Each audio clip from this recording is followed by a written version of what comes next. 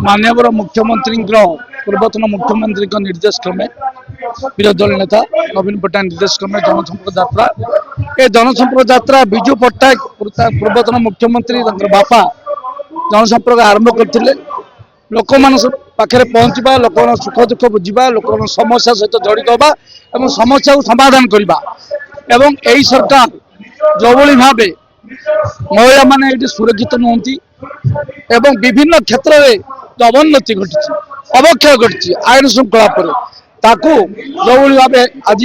जनसाधारण उपलब्धि कर सजग करने सरकार को सजग करने एवं विभिन्न योजना जो होती से योजना ठीक भाव सरकार कार्यकारी कर लोक बाहर पहुंचुे नवीन पट्टनायक जहाँ करते भी आम तदारख करूँ घरे घरे बुलू पदयात्रा एवं गाँ गहल आरंभ कर सहर पर्यटन बुली लोक भर सचेतन जागृत करूँ एवं तत्सत गोटे वार्ता देवु विजु जनता दल मुख्य विरोधी दल भाव रही कार्य निर्वाह कर जनसाधारण पर अतीत थिरा एवं भी अच्छी आगामी दिन में सुख दुखर साथी गरीब जनसाधारण खटिकिया चाषी मूल्य पाखे रार्ता देवाई जनसंपर्क यात्रा मूल उद्देश्य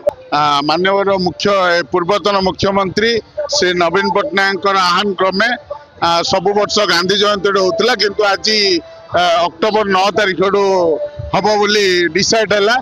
आज प्रथम दिन में ब्रह्मपुर पदयात्रा मूल लक्ष्य है एसआई परीक्षा आरंभ कर देखु ब्रह्मपुर सहर में आईन श्रृंखला परिस्थिति देखु किंबा सुभद्रा योजना रे जो सरकार कोटी कोटी टंका अर्थ व्यय कर कौन गोटे गरीब लोक भी तार उपकृत हो पारे तेणु लोक सचेतन करवा एक मध्यम एवं जो लोक मैंने असुविधा अच्छा तार सुख दुख बुझाई माननीय मुख्यमंत्री विजु जनता दल कर्मी मान पठाती सबु वर्ष मसे पदयात्रा करने तेणु आम सबू एरिया सबू वार्ड को आम बुलू एवं लोक मानकर केमती सुविधा असुविधा कौन है विरोधी दल नेता नवीन पट्टनायक को जनाब एवं आगामी दिन में केमिति लोक सुरक्षित रही पारे केमती लोक मैंने उपकृत हो पारे ध्यान दिया।